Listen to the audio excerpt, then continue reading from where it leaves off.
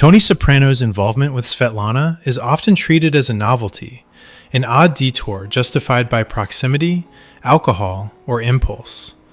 That explanation is convenient, lazy, and entirely insufficient. Tony sleeps with women constantly. What distinguishes this encounter is not the act itself, but how completely it destabilizes him afterward.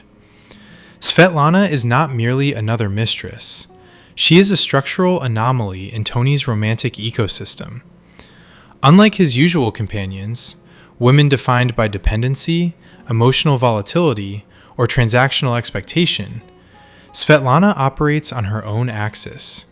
She is independent, self-possessed, and uninterested in Tony's usual currencies of power: money, intimidation, or performative charm. This alone makes her dangerous. Tony is accustomed to women who orbit him, who need something from him, who confuse his attention with salvation. Svetlana does none of this. She does not seek elevation through him, does not defer to his status, and, most unsettling of all, does not appear impressed.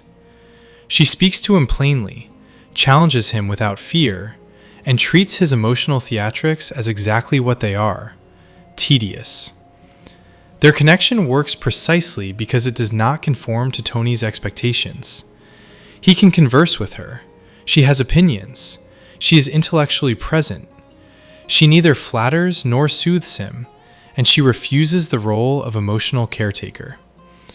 When Tony attempts to slide into familiar territory, seeking reassurance, sympathy, or validation, she shuts the door without apology. Her refusal to become his therapist is not cruelty, it is clarity. Even the symbolic mechanics of the relationship undermine Tony's authority. The expensive gift, his standard closing argument, is politely declined as leverage. Svetlana makes it explicit that the encounter does not create obligation. There will be no emotional debt, no implied continuation, no lingering access. Tony is left holding an object that means nothing to the one person it was meant to control.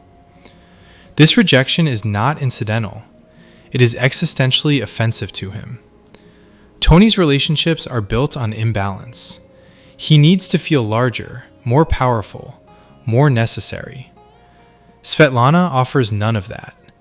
She does not define herself by her disability, nor does she solicit pity or special consideration.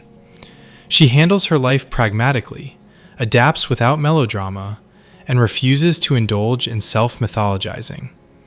In short, she possesses the stoic self-sufficiency Tony endlessly praises and entirely lacks. That is the real attraction. Svetlana represents the strong silent type Tony claims to admire, a concept he invokes constantly and embodies never. She is decisive, emotionally economical, and unburdened by the need to be liked. Tony is drawn to this not because he shares it, but because he envies it. He wants proximity to strength without the labor of becoming strong. Predictably, the moment he attempts to convert admiration into possession, the arrangement collapses. Svetlana ends the relationship on her terms, without dramatics or regret. This may be the only time in Tony's romantic history where the ending is not negotiated, manipulated, or delayed by his insistence. He is not discarded with hostility. He is dismissed with indifference. For someone who feeds on emotional reaction, this is catastrophic. It is worth noting that Svetlana is far from morally pristine.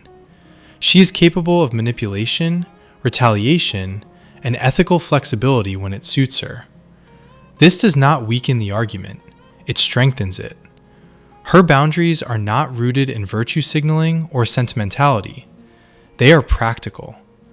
She chooses engagement when it benefits her, and disengagement when it does not. Tony cannot tolerate this because it mirrors his own philosophy, executed more cleanly and without self-pity.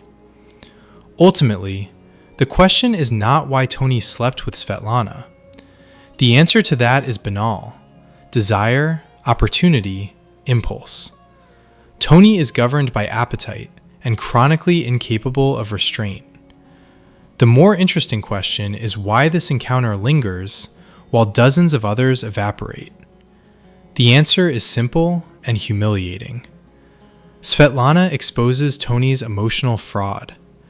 She recognizes his patterns, refuses to participate in them, and leaves him exactly as she found him, minus the illusion of control. He cannot buy her, intimidate her, rescue her, or reform her. He has nothing she wants and nothing she needs. For a man who equates dominance with intimacy, that is the most threatening position a woman can occupy. Tony did not sleep with Svetlana because she was different. He slept with her because she was unavailable to him in the only way that mattered. Subscribe for more video.